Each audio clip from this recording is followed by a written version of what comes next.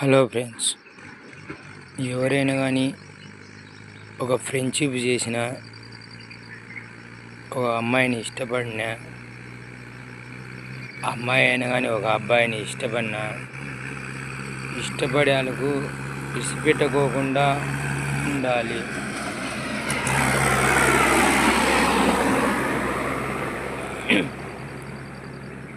Hello friends,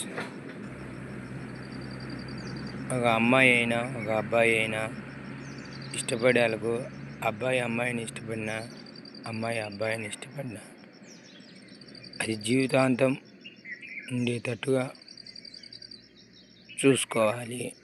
మధ్యలో ఎవరి మాటలు చెప్పుడు మాటలు వినకుండా చెప్పుడు మాటలు విని అట్లా ఇట్లా గోడాడేయడం, ఈ ఉంటాడా ఉండడా అని పరీక్షలు పెట్టడం, ఇవన్నీ పరీక్షలు పెడితే ఒక్కొక్కరు ఓర్చుకుంటారు, ఒక్కొక్కరు ఓర్చుకోలేరు. ఓర్చుకునేటోడైతే తిప్పదిప్పుకుంటాడు, ఓర్చుకోలేనోడైతే వదిలేచ్చాడు, ఇంకా ఓర్చుకోలేనోడైతే ఏదన్నా కాలం వెళ్ళిపోతాడు. ఒకవేళ మధ్యలో ఫస్ట్లో వానికి పెళ్ళి అయ్యి వాడు ఏదన్నా మళ్ళీ మధ్యలో అమ్మాయి కానీ ఎవరన్నా కానీ పరిచయం అయినా కానీ వాడు మళ్ళా పరిచయం అయ్యి ఇట్లా ఏదైనా ఇబ్బందులు పెడితే తట్టుకుంటాడా లేదా అని ఆలోచన చేసి పెట్టినప్పుడు ఫస్ట్ కోల్పోయి మళ్ళీ ఉండపారి కోల్పోతే వాడు ఎన్ని ఇబ్బందులు పడతాడు, వాడు ఎన్ని ఇబ్బందులు ఎదుర్కొంటాడు.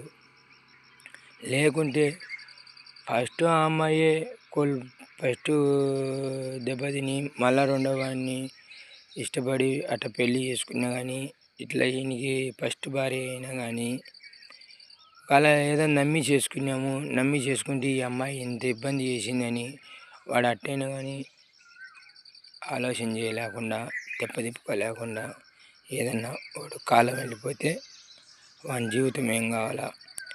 అమ్మాయి వాళ్ళ అమ్మ నాయన మాటలు వాళ్ళ మాటలు విని గోడాడిచ్చే ఈడేం కావాలా? అదే చేసుకున్నప్పుడు తెలీదా ఉండాలి జీవితాంతం, ఎన్ని ఇబ్బందులు వచ్చినా విడిచిపెట్టకూడదు అనేది తెలీదా? అమ్మాయికైనా కానీ అబ్బాయికైనా కానీ ఎవరైనా కానీ ఆలోచన చేసుకొని పోవాలి. ఆలోచన చేసుకోకుండా పోతే చెప్పుడు మాటలని గోడాడిచ్చే ఎవరైనా వాడిని ఓడ్చుకోలేరు. నా మనిషి అనుకున్నోడు ఓడ్చుకోలేడు. ఈడు కాకుంటే ఎంత అని అనుకునే మనిషి అయితే ఆడి మంచి అయినా ఓడ్చుకుంటుంది. అదే